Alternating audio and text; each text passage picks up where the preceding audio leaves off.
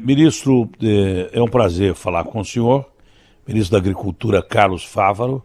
É realmente uma honra conversar com o senhor. O senhor que representa o setor das atividades do Brasil, que é o setor que é o carro-chefe, né? Nossa agricultura, nosso agronegócio.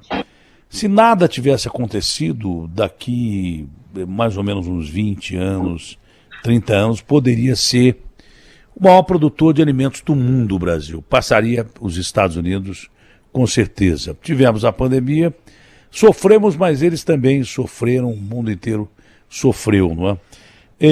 O que o senhor acha que foi o tamanho do rombo da pandemia no setor de agronegócio do Brasil?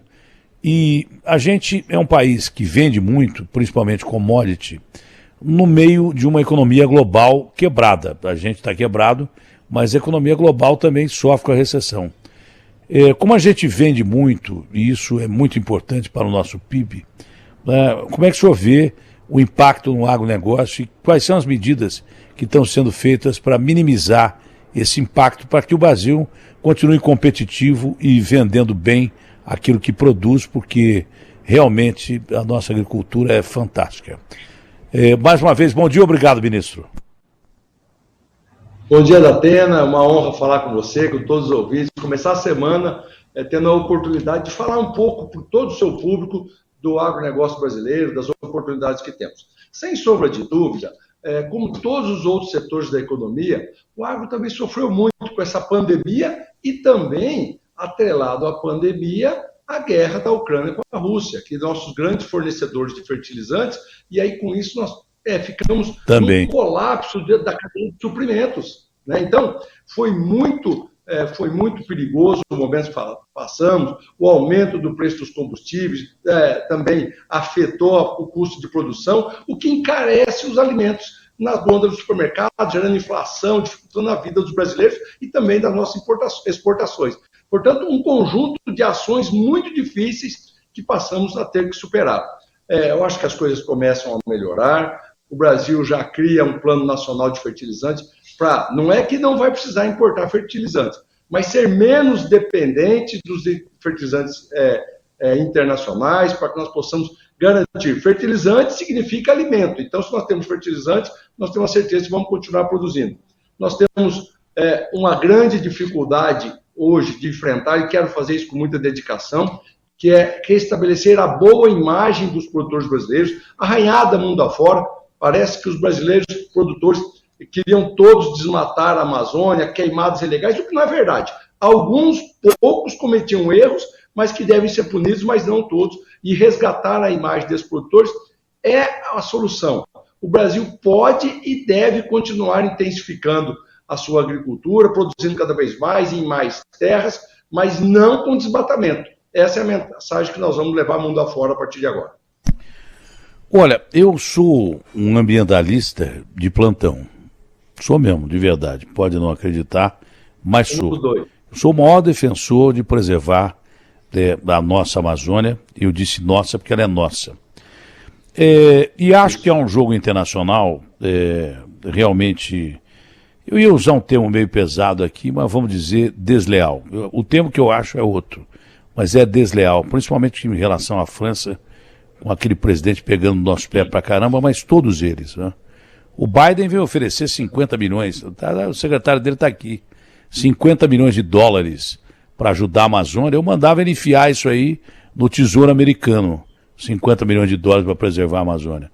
Preservar é uma coisa que custa caro. A Amazônia não só fornece ar para o mundo inteiro, pulmões do mundo, mas a Amazônia tem biodiversidade. A maioria dos remédios sai de planta. E ali nós temos cura para tudo. Se a gente conseguisse um desenvolvimento sustentável na Amazônia, e é possível, até para minério, para impedir o garimpeiro ilegal, você tem que ter uma ocupação legal, né? Até para impedir que a floresta seja devastada, você tem que ocupá-la de forma legal. Depois esses caras falam muito dos povos indígenas e eles se esquecem que não ajudaram patavinas durante a pandemia, quando os índios morriam nas reservas, onde você demora 4, 5 horas para chegar em determinado ponto, às vezes dias, porque não tem estrada, tem que pegar avião. Então, eu sou favorável que haja um desenvolvimento sustentável na Amazônia para que cidades do interior tenham acesso digno, tenham estradas dignas. Dá para fazer isso sem ferir a imensidão da floresta. Dá para você implantar uma indústria farmacêutica ali sem ferir a imponência e a certeza de que nós teremos um futuro para a floresta amazônica, primeiro para nós brasileiros, para os nossos filhos e netos, e depois para o mundo, não é? Agora, custa caro preservar. O governador Wellington, lá do Piauí, falou: Datena, tem uma reserva aqui enorme se compara às cavernas da França, de hieróglifos ou coisa parecida, de povos antigos, e eu tenho que preservar custa caro. Se não me ajudarem a preservar, então, esses grandes países com fundos internacionais têm que mandar dinheiro para a gente preservar a Amazônia. Se você botar na ponta do lápis, né, ministro, o Brasil é um dos países que mais preserva. Pode ter desmatado demais a Amazônia. Poxa, eu via um determinado gráfico um dia que tem uma floresta no mesmo paralelo da Amazônia na África, que era muito mais vastada que a Amazônia, no mesmo paralelo.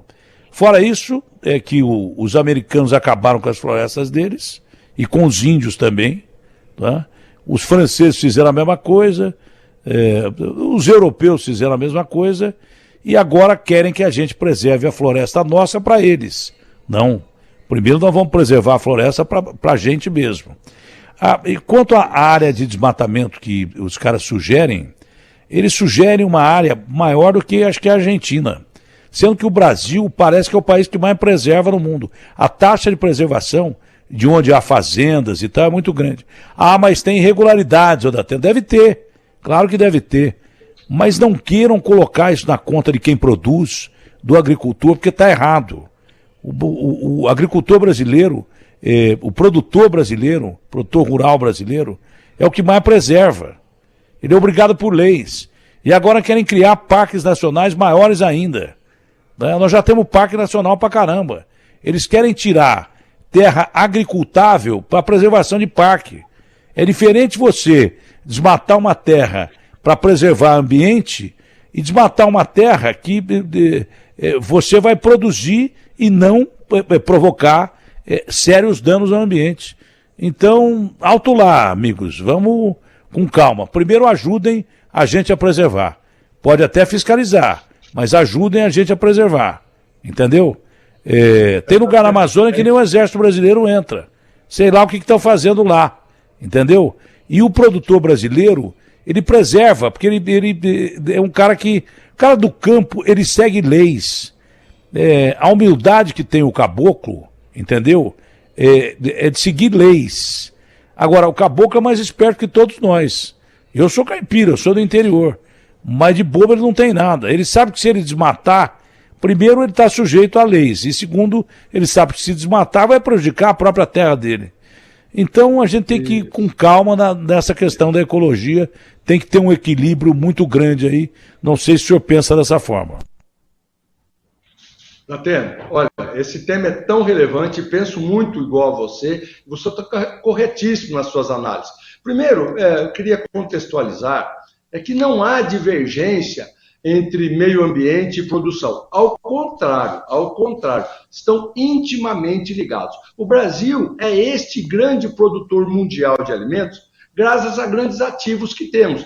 Gente vocacionada, máquinas de última geração, terras propícias, máquinas, sementes, fertilizantes, tudo mais moderno que existe, são os grandes ativos para produzirmos muito. Mas de nada valeria todos esses se nós não tivéssemos clima, se nós não tivéssemos chuva, se nós estivéssemos dentro de um deserto, não produziríamos nada. Então, o clima, o meio ambiente é fundamental para nós. Agora, não precisam os outros virem dizer como nós temos que cuidar. Nós somos um país que temos leis, respeitamos o meio ambiente, temos que coibir aqueles que cometem crimes ambientais, que excedem os seus direitos. Isso é comando e controle, tem que proibir, para o bem da imagem de todos os outros. O Brasil, Datena, pode e deve continuar intensificando muito. Alguns países, eu estive na Alemanha, e eles já dizendo que eles querem desintensificar a agricultura para preservar o meio ambiente. Bom, é o método deles. Nós queremos preservar o meio ambiente, mas intensificando a agricultura e com boas práticas. Por exemplo, nós estamos produzindo hoje em torno de, em cima de 44 milhões de hectares. Desses 44, 33 nós fazemos 2 safras no mesmo ano, no mesmo hectare. Quer dizer, se não tivesse essa boa prática e clima para produzir 2 vezes no mesmo ano, no mesmo hectare, precisaríamos ter 77 milhões. Temos só 44. Segundo, temos 160 milhões de hectares de pastagem. Desses 160, 40 milhões, mais ou menos, são áreas propícias para a agricultura, que estão lá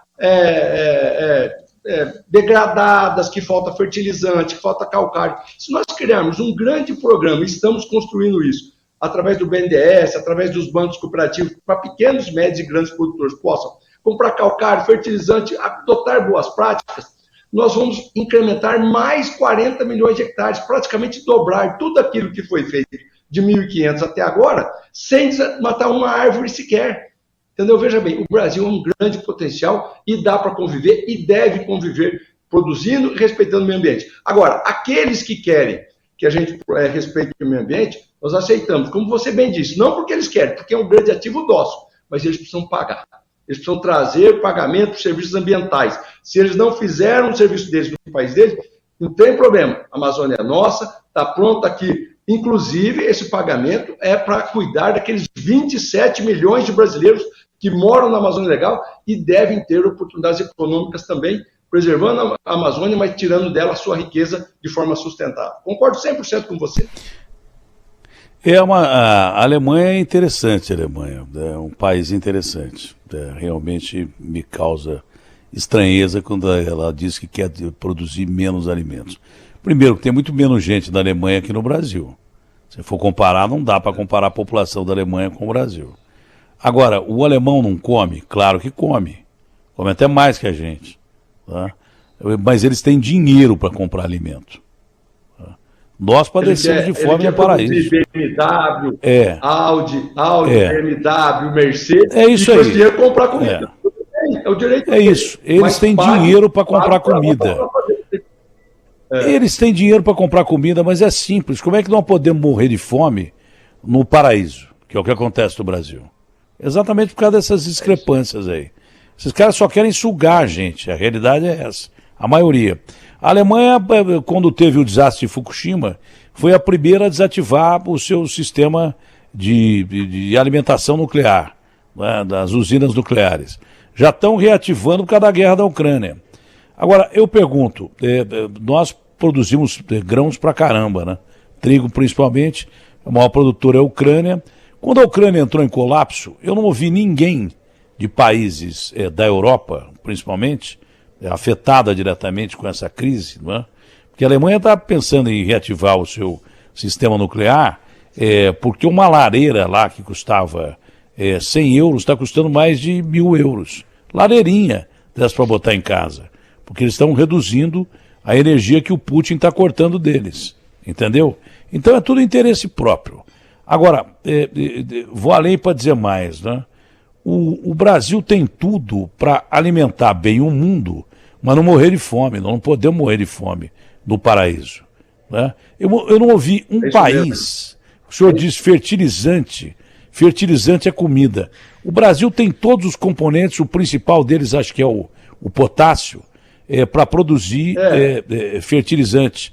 Por que é que não teve nenhum país desses grandes países internacionais que ofereceu dinheiro para a gente fazer uma grande, enorme ou várias fábricas de fertilizante durante essa crise de 1 ano que eles enfrentaram lá? Porque a gente tem todos os componentes para fazer fertilizante aqui. Não veio, porque o dinheiro que vem aqui é dinheiro podre, com 14% de juros, os caras vêm jogar na bolsa. É uma jogatina. Daí, de repente, cai os juros, os caras vão embora. Não tem investimento, vem especular. Agora, eu não ouvi ninguém falar, do mesmo jeito que a Ford saiu daqui, porque acha que não está vendendo carro, por que não apareceu gente para incentivar a produção de fertilizantes do Brasil? Capital estrangeiro, que nós temos tudo aqui, principalmente o potássio. É uma pergunta que eu faço. Nós temos, para responder, para ajudar a tua resposta e ver que você segue na linha correta de pensamento, nós temos jazidas de cloreto de potássio por exemplo, em Altazes, do Amazônia, fora de reserva indígena, numa logística muito boa, que está nas margens do Rio Madeira, onde poderíamos fazer o transporte de reverso, né? As barcaças e os navios que levam soja voltam com fertilizantes. Está lá uma jazida do tamanho das jazidas canadenses, são uma das maiores do mundo. Estão lá adormecidas. Mas quem que são os beneficiários desse subsolo? Coincidentemente, os próprios canadenses. Então, eles preservam aqui para vender a deles. E o Brasil fica refém do preço internacional, da disponibilidade de fornecer e a nossa produção atrelada. O Brasil tem que buscar soberania, não é ter inconvenientes, briga. Mas, olha, vocês vão investir? Vamos. Não vão investir? Eu vou achar outro que vai investir, a sua reserva vai trocar de dono e nós vamos, outros países ou outros brasileiros, ou a Petrobras, mas nós precisamos botar isso para acontecer, porque não podemos ficar refém da produção mundial. Você concorda? Não, eu concordo, e o que eu disse aqui é verdade, sobre vários aspectos. Não só sobre o agronegócio, que é o nosso carro-chefe, mas sobre vários aspectos da economia, com indústrias aqui. Por exemplo, a gente exporta o petróleo mais caro para comprar não só os combustíveis mais caros, mas também isso tem fator importante também na agricultura. A agricultura depende de maquinário que funciona a diesel e daí por diante, entendeu? Mas nós exportamos o petróleo barato para esses caras e olha que grande negócio a gente faz. Compra não só combustíveis, principalmente óleo diesel, mais caro, mas os manufaturados também do petróleo, que são muitos. Isso. Então por que a gente não... Por que a Petrobras, que ganha tanto dinheiro, né, e é de capital semiaberto, eu sou contra. Eu acho que é uma empresa de segurança nacional, eu recomprava, porque eu não iria ferir as regras do mercado, eu recomprava as ações da Petrobras e tornava a Petrobras de novo uma estatal. Talvez tenha sido uma boa ideia privatizar a parte, jogar esse capital aberto na Bolsa, quando roubaram a Petrobras e deixaram a Petrobras sem dinheiro. Quase quebraram a Petrobras, a joia da coroa. Hoje não. É uma empresa que dá lucro de 44 bilhões em 3 meses. Então ela é rentável. Se é rentável, ela pode voltar ao governo com uma boa administração. Você não tem dúvida nenhuma. Não significa que toda empresa estatal tem que ser corrupta. Né? Agora, a Petrobras não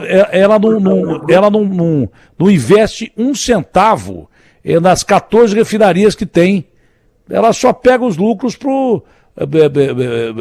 os caras que têm ações da Petrobras. Então não é só no agronegócio, é em todos os sentidos. Nós vivemos um Brasil colônia.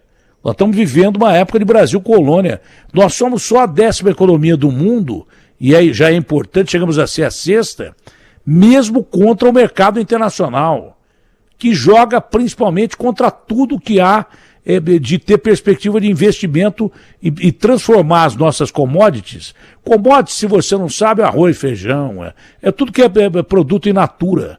A gente manda isso tudo para fora, para os caras comerem ou transformar em alguma coisa, que eles devolvem para a gente cobrando muito caro.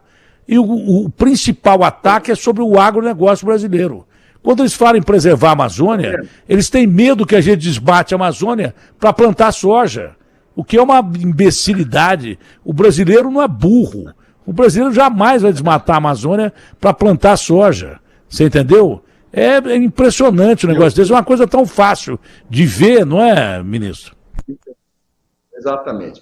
E olha, e nesta linha da desindustrialização que você estava falando, eu acompanhei ainda o debate anterior, que vocês estavam falando sobre o preço dos combustíveis, está tudo isso muito ligado com o agro, com a inflação, com o custo de vida para o brasileiro. Veja, algumas políticas erradas que foram implementadas, por exemplo, desoneração dos preços dos pneus, a importação de pneus. Sabe o reflexo que aconteceu, Datena? E agora está lá uma política que precisa ser reestruturada agora, inclusive muito bem pensado a estratégia de colocar o vice-presidente Geraldo Alckmin para pensar na indústria do comércio. Nós não podemos ficar eternamente produtores de matéria-prima, uma colônia, nós temos que voltar a industrializar. Ao desonerar a importação de pneus, está vindo todo quanto é tipo de pneu, inclusive de má qualidade, da Coreia, de outros países, desestimulou a indústria nacional e o reflexo chega no campo. Os produtores de borracha, aí do estado de São Paulo, é o maior produtor de borracha hoje do Brasil, estão inviabilizados porque a indústria nacional não está mais comprando borracha. Então nós precisamos assim, olha, por quê? Porque desonerou a importação, desindustrializou. A mesma coisa, essa questão da desoneração do PIS, COFINS dos combustíveis, que eu vi vocês debatendo, eu acho que nós temos que separar isso. E acho que a medida será fracionada, a decisão do presidente Lula. Ele não vai onerar nem diesel, nem gás de cozinha, porque diesel significa aumento do preço do transporte coletivo, aumenta o preço do frete, aumenta, consequentemente, o preço dos alimentos na gôndola do supermercado. E o gás de cozinha é uma política social importante, tem que continuar desonerado. Mas a gasolina e o etanol precisam, até porque, Datena, se nós não reajustarmos, você sabe quem não voltarmos a tributar, principalmente a gasolina, um pouquinho, se não uns 69, 70 centavos, quem vai quebrar é a indústria de etanol, porque ao equiparar a zero o PIS/COFINS, você tira a vantajosidade do etanol. E aí nós vamos perder e vamos começar a ter que comprar gasolina importada. Você tocou numa coisa que ninguém fala. Como diz o caipira, me permita partear. Você tocou numa coisa que ninguém fala. Ninguém fala nisso. Há muito tempo ninguém fala nisso. Eu sou de uma região sucro-alcooleira, que é Ribeirão Preto. Né? Produz cana-de-açúcar, álcool e açúcar pra caramba. Nós inventamos uma coisa chamada pró-álcool. Né? E, de repente, a pressão internacional foi tão grande porque a gente tinha colocado o ovo em pé. O álcool é um combustível altamente verde. O álcool não polui, o que polui é o combustível fóssil. Né? Mataram o pró-álcool brasileiro. Você imagine, né? País da OPEP, Estados Unidos, com o país da OPEP, acabaram com o pró-álcool brasileiro. Eu não ouço ninguém falar isso, ou ter coragem disso. Porque se daquela época para cá, e eu era jovem quando começou o pró-álcool, hoje eu sou velho, e acabaram com o pró-álcool, esse é o grande detalhe. Porque você imagine, se ao invés de você investir essa grana toda com produção de carro elétrico, né? E a bateria de um carro elétrico custa quase que o preço do carro elétrico. A bateria de um carro de luxo elétrico custa 250 a 300 mil. E nós temos material para produzir também bateria, para carro aqui, para qualquer bateria. O Brasil tem tudo. Mas vamos voltar ao álcool. Se tivessem desenvolvido o carro a álcool cientificamente do jeito que deveriam desenvolver de lá para cá, você teria carro a álcool voando hoje em dia. E seria o nosso combustível. Porque a gente não sabia que tinha pré-sal. Seria o nosso combustível. E por que não falaram em adotar? Por que não falaram em adotar e nem falam em adotar carro a álcool para tirar queima de combustível fóssil, que é petróleo?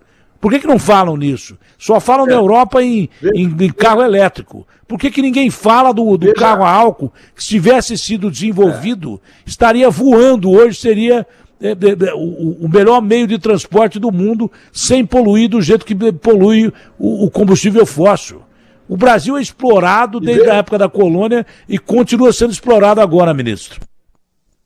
Veja como essa sua análise está correta, e uma coisa amarra na outra.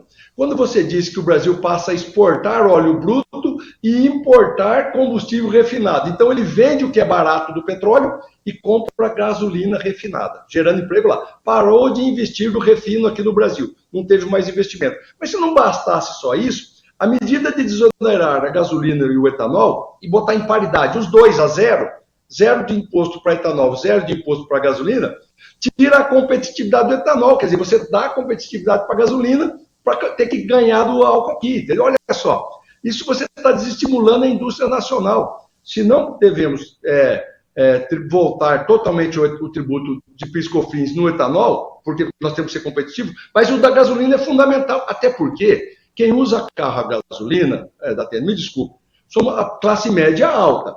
O pai de família que vai no transporte coletivo é quem paga o subsídio quando a gente não tem imposto à gasolina. Quem está pagando é o cidadão que não anda de carro, que está pagando com alguém que anda de carro pagar PIS/COFINS zero, não pagar PIS/COFINS. Então, taxar um pouco de PIS/COFINS na gasolina é dar competitividade ao etanol, é dar competitividade à geração de emprego aqui dentro do Brasil, combustível renovável, limpo, verde, e não subsidiar pelos mais pobres pagar para o mais rico andar carro a gasolina.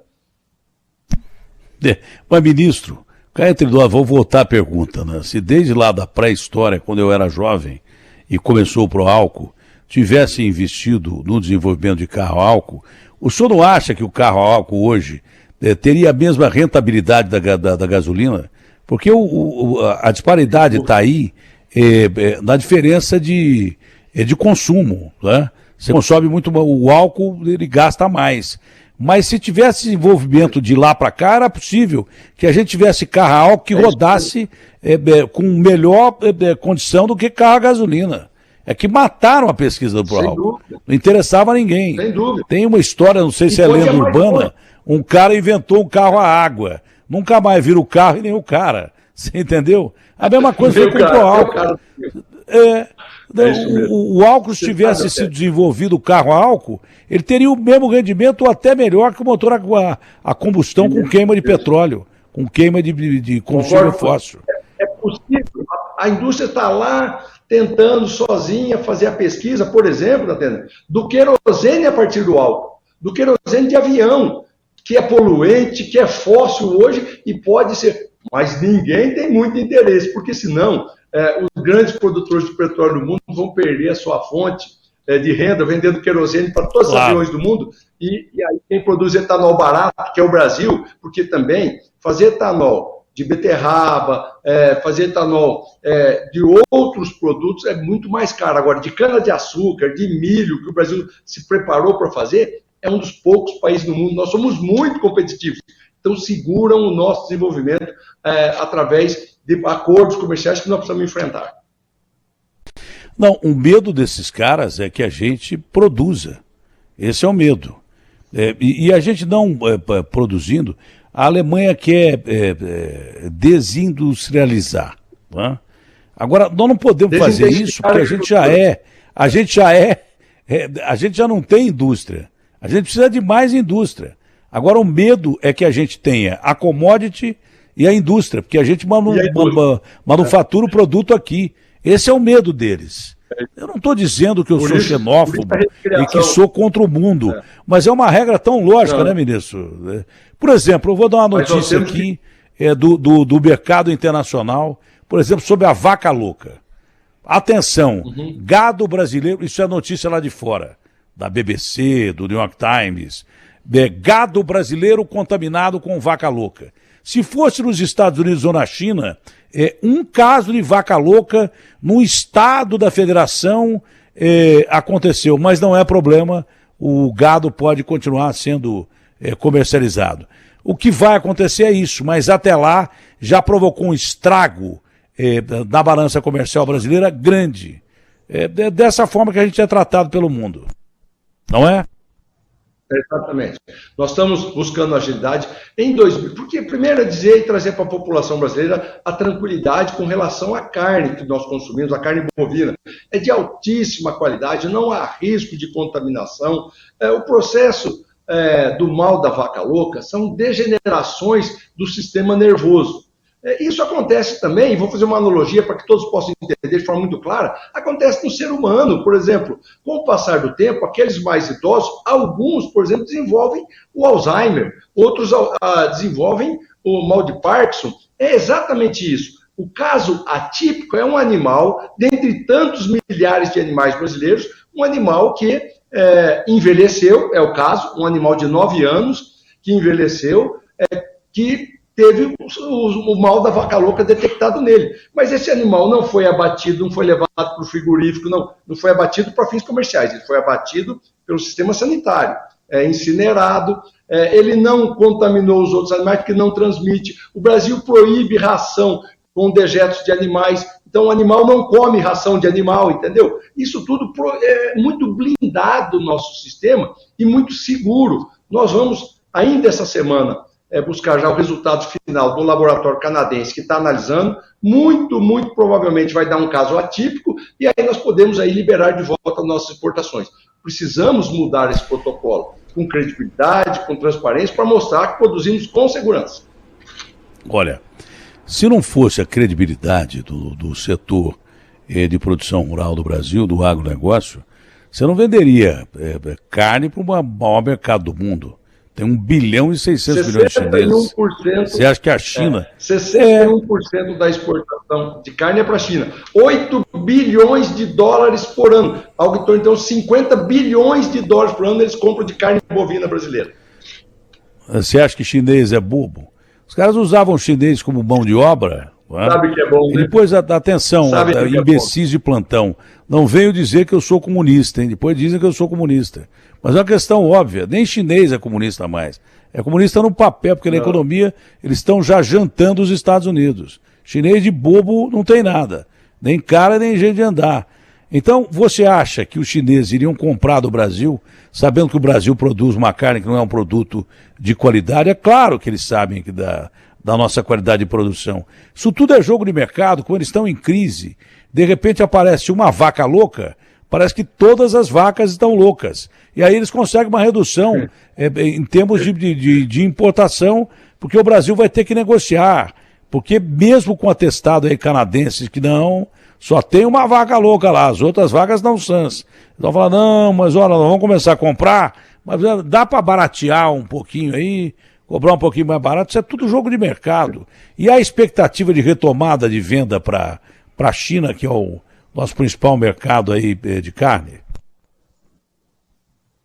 Olha, Datena, então, veja bem, o que você disse é verdade. A última vez que teve um caso, esse é o 6º caso de vaca louca no Brasil, né? Todos atípicos, todos que não oferecem risco nenhum ao consumo da carne, até como disse, é um processo de envelhecimento natural que alguns seres, no caso bovinos, desenvolvem. Então não é risco, só 6 casos até hoje. E todos atípicos. Os últimos casos em 2021, nós ficamos 121 dias, portanto, 1/3 do ano. Se nós exportamos 8 bilhões de dólares, algo em torno de 50 bilhões de reais por ano, algo em torno de 15 a 17 bilhões deixaram de ser comercializados, porque foi 1/3 do ano de 2021 sem vender, por causa simplesmente de um caso atípico. O nosso objetivo agora é transparência. Já sentei com o embaixador chinês, já mandei todas as informações necessárias. Nossa equipe está trabalhando com afinco. O caso foi detectado na quarta-feira de cinza. A amostra já está no Canadá sendo analisada. Essa semana, no meio da semana, talvez quarta, quinta ou sexta-feira, fica pronto o resultado. E aí não há dúvidas que a carne brasileira é de qualidade, que vai ser um caso atípico, e nós vamos trabalhar para suspender o mais rápido possível. Quero que no meio do mês de março, ou menos ainda, meados de março, para que nós não podemos ficar tanto tempo parado de produzir e vender a grande vocação brasileira de vender carne de qualidade. Por uma questão de mercado também, não pense você que porque a gente não está vendendo para a China que a carne vai ficar mais barata no Brasil. Tem uma série de regras econômicas aí que impedem isso. Principalmente o preço do boi gordo, né? Chegou lá em cima, depois desceu, depois subiu. O que você tem que analisar não é a venda do açougue diretamente, é o preço do boi gordo. Então não vai ficar mais barata a carne no Brasil, porque você não está vendendo para a China. Agora, dá para o senhor tentar explicar? Primeiro, eu não vou deixar passar aquele negócio do Canadá, que eu costumo ouvir o que o entrevistado fala. Tem cara que pega a pauta e fica olhando para a pauta dele pensando na próxima pergunta. Eu não, eu fico de olho no que o cabra está falando. Não existe bom entrevistador, existem bons entrevistados, isso sim. Quando tem alguém que sabe falar, que tem conteúdo e quer falar, porque se o cara não sabe falar, pode ser até o Jô Soares não consegue extrair nada de uma entrevista. A entrevista boa é quando o entrevistado quer falar. Isso é bobagem, tem grandes entrevistadores. Eu acho uma bobagem. Aquele negócio do Canadá não ficou bem claro. Como é que o Canadá preserva terras que têm cloreto de potássio aqui no Brasil, importantes terras, uma jazida importante de produção de fertilizantes? Como é que ele preserva? Ele comprou essas terras aqui? São terras canadenses? Não, vou deixar claro. A superfície da terra são de brasileiros. O subsolo que é autorizado à exploração pela Agência Nacional de Mineração pode ser requerido tanto por brasileiros como por estrangeiros. Como eles são especialistas na área de fertilizantes, são especialistas no caso do cloreto de potássio, eles pesquisam o mundo inteiro onde tem potássio e vieram aqui no Brasil há 1 década, 2 décadas, 3 décadas atrás ou mais, e foram e requisitaram esse subsolo para explorar o cloreto de potássio. Até aí não tem nada demais, não tem problema, desde que explorem. Mas eles requisitaram, está tudo documentado, dentro das regras, dentro da lei, o direito minerário desse subsolo. Só que não estão explorando, estão explorando a deles e deixando a nossa guardada. E aí nós temos aqui e precisamos comprar deles que vêm do Canadá. Veja a nossa legislação. O senhor é muito educado, mas eu não sou. Isso tem uma palavra, pode ser no mercado internacional, mercado pura. Sacanagem pura. 10 anos, adquirimos o direito de exploração, mas não tiraram um cloreto de potássio de lá. Eles não deixam a gente explorar aqui, também não exploram. Isso é a famosa e popular sacanagem. Ministro, curto prazo, como é que a gente explica para o povo brasileiro que a gente produz tanto, que o nosso agronegócio é tão importante, tão fantástico, que tem tanta gente morrendo de fome aqui no Brasil? Será por isso a falta de indústrias que vai dar? Porque o cara não quer, ninguém quer auxílio emergencial, precisa. Hoje precisa, mas ninguém quer. Se tiver trabalho, não precisa de auxílio emergencial. Se a gente tiver mais indústrias que manufaturem o nosso produto aqui mesmo, a gente vai exportar pra caramba, talvez até aumente a nossa exportação, melhore o preço de mercado internacional e dê para todo mundo comer no Brasil, né? É isso. Olha, Datena, essa é uma excelente pergunta, porque assim, há um contrassenso. Como é que pode produzir tanto alimento e nós temos tanta gente passando fome? Eu sou de um estado, o estado de Mato Grosso, que é o maior produtor de soja, milho, algodão, o maior rebanho bovino, o maior em tudo, praticamente, da produção de comida no Brasil. E a fila do ossinho é lá em Cuiabá, na capital do meu estado. Olha o contrassenso, onde tem muito alimento, tem gente passando fome, pegando ossinho no açougue. Então, nós precisamos, e aí é o grande desafio do presidente Lula, nós temos que estar todos alinhados para erradicar a fome. É inconcebível ter fome no Brasil. Então, primeiro, qual é o papel? Como o agronegócio, como a agricultura, o Ministério da Agricultura pode contribuir? Primeiro, intensificando aquilo que nós falamos no começo da entrevista, produzir cada vez mais, preservando o meio ambiente, mas indo para cima de pastagem degradada, fazendo programas para que o Brasil continue sendo um grande celeiro, oferta de alimentos. Paralelo a isso, o programa de auxílio emergencial, Bolsa Família, é fundamental, mas não é só ele a solução. Datena, nós vamos erradicar a fome quando nós tivermos renda, quando o brasileiro tiver renda, tiver emprego, tiver o fruto do seu trabalho, do seu suor, o salário no bolso para ir comprar seus alimentos. E a agricultura, então, nessa mesma linha, quanto mais nós intensificarmos, quanto mais hectares forem plantados, respeitando o meio ambiente, é sempre importante dizer isso. Quanto mais plantar, nós vamos gerar emprego no campo e na cidade. Porque imagine bem, se nós estamos plantando em 44 milhões de hectares e formos incorporar mais 40 milhões, é o dobro de tratores, é o dobro de implementos, é o dobro de gente trabalhando na indústria em São Paulo, no Rio Grande do Sul, em Minas Gerais, e é o dobro de gente trabalhando lá no campo. Gerou crescimento da economia, gerou renda, gerou emprego, gerou riqueza, acabou com a fome. Então, gerar emprego, gerar fortalecimento da indústria nacional, isso tudo da qualificação, da educação para as pessoas. Nós não podemos ter o desemprego funcional. Tem um emprego, mas não tem a pessoa qualificada. E aí é a pobreza que se instala. O Brasil precisa investir nos brasileiros, o Brasil precisa investir na agroindústria, o Brasil tem que voltar a investir mais na industrialização e também no agronegócio, que daí nós vamos ter o melhor programa social do mundo, que é o emprego para o pai de família, e aí vamos erradicar a fome. Bom, aqui no Brasil ainda, nós temos uma crise de seca no Rio Grande do Sul, quase 400 cidades em estado de emergência, né? O Rio Grande do Sul produz muita coisa, principalmente arroz. Arroz que é a base da nossa, só para entender, da nossa alimentação, é que nem Pelé Coutinho, né? Arroz e feijão. Né? Eu não sei o que o governo passado fez, que importou não sei quantas toneladas de arroz do mercado americano como estoque regulador, e acho que nem usou esse estoque regulador, sei lá o que fizeram com arroz no governo passado. Mas o Rio Grande do Sul passa por uma fase terrível aí de seca. Não é? O que significa o mercado do Rio Grande do Sul para o agronegócio e o que é que o governo está fazendo para acudir os produtores gaúchos nessa fase difícil que nós estamos vivendo lá no Sul?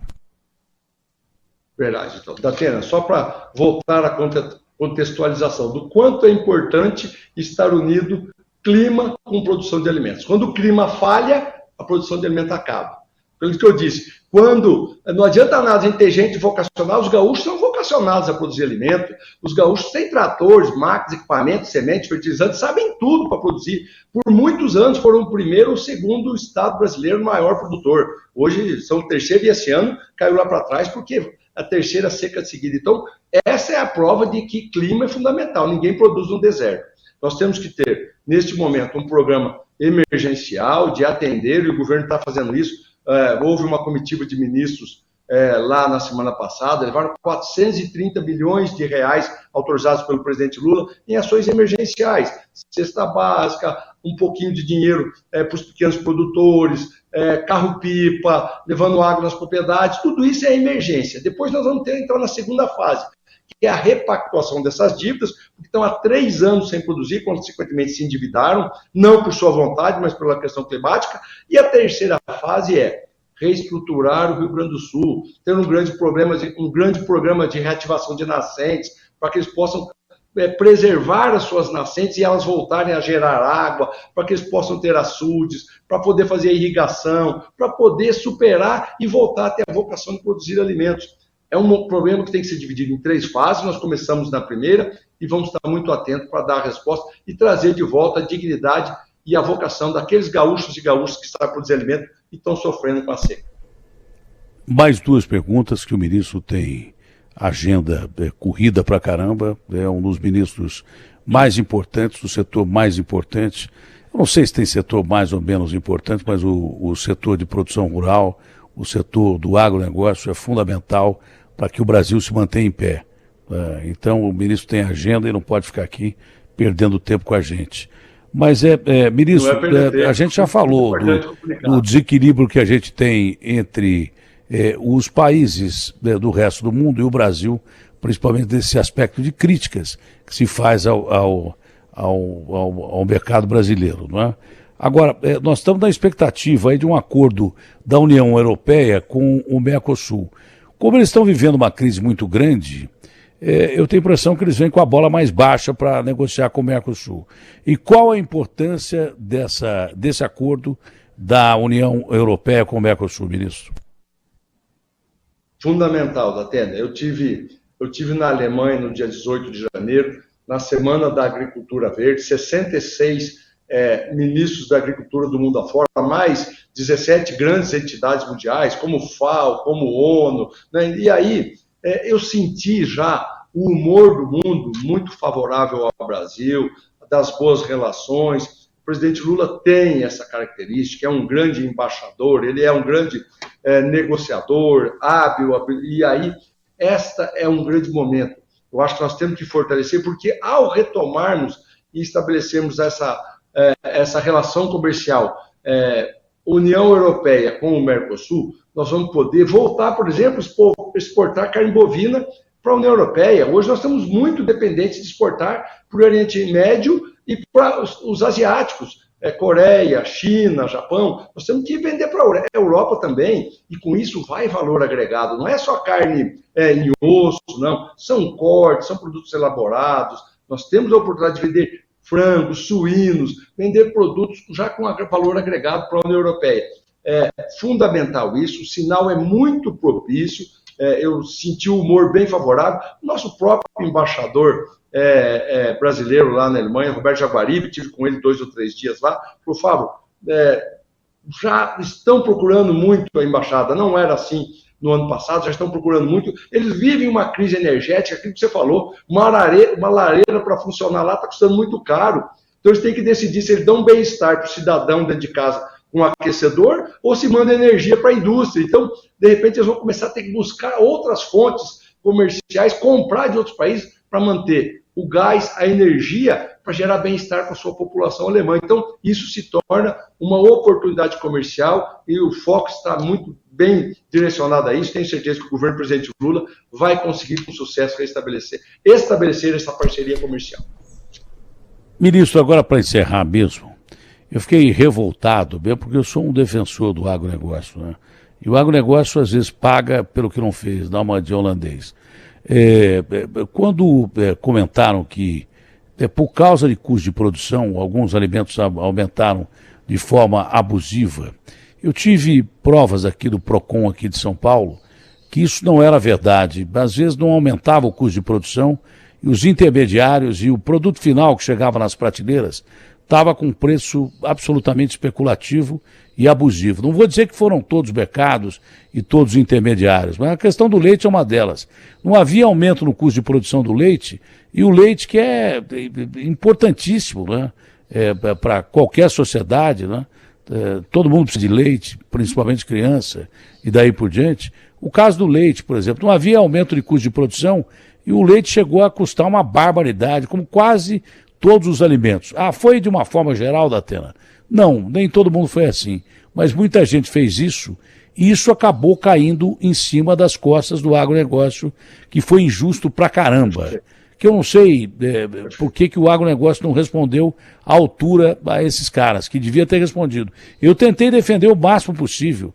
Eu acho injusto cair em cima do homem do campo, não é o dono da fazenda, porque essa crítica cai em cima de quem está produzindo ali. Cai em cima do dono da fazenda também, que tem que ser respeitado.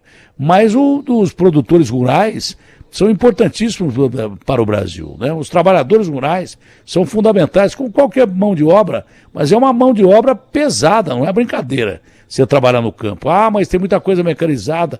Então vai trabalhar no campo um dia para você ver como é que é. Vai lá trabalhar para você ver como é que é. Eu achei injusta essa crítica feita ao agronegócio.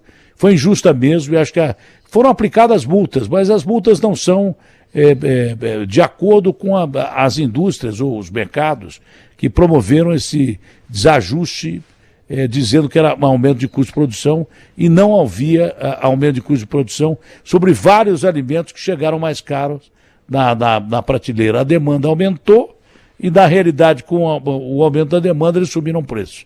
Não havia nada a ver com custo de produção.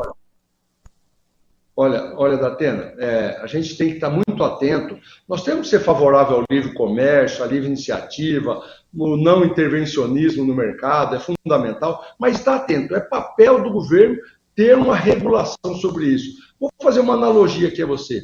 Houve aumento no custo da produção da água mineral nos últimos dias, mas lá em São Sebastião, diante da tragédia, tinha gente vendendo um litro d'água a R$93. R$93. É a pura especulação em cima da tragédia do outro ser humano, do seu irmão. E assim também foi com os produtos do agronegócio. Teve um pequeno aumento de custo de produção? Teve sim. Momentos de oscilações. Já, por exemplo, o fertilizante, nesse ano, já baixou em torno de 60% a 70%. Então o custo de produção já vai baixar. É mercado, vai se regulando. Acontece que uma política pública errada, eu não defendo intervencionismo de governo, mas um Estado regulador, a CONAB tem que ter um pouco de estoque mínimo de arroz, de feijão. Eu defendo, por exemplo, que tem um pequeno estoque de carne congelada. Disparou o preço, ele leva isso ao mercado, ele oferta isso ao mercado, às vezes, para não deixar a especulação tomar conta. O Brasil ficou 100% vulnerável, a CONAB parou de ter a sua política estratégica. De novo, eu não acho que o Estado tem que ser comprador de alimentos, vendedor de alimentos, nada disso. Mas, estrategicamente, ele tem que proteger da especulação. Como se protege? Tendo um estoque mínimo regulador, o que nos últimos 4, 5 anos não tiveram, e é política do presidente Lula restabelecer para que nós possamos coibir esses especuladores e manter um nível de inflação segura e de alimentos na mesa das pessoas. Ministro, acho que foi uma boa conversa, eu agradeço ao senhor, é uma honra recebê-lo. Eu não o conhecia e achei o senhor com uma linha de raciocínio perfeitamente clara, alinhada com os nossos produtores, mas também com o povo brasileiro. Fazer de tudo para o agronegócio alimentar não só o mundo, mas alimentar principalmente o Brasil, que está numa linha de fome que é simplesmente inaceitável. Padecer de fome no paraíso não dá. E dá para a gente fazer diferença. Ministro, foi um prazer e a porta está sempre aberta aqui. Tá certo?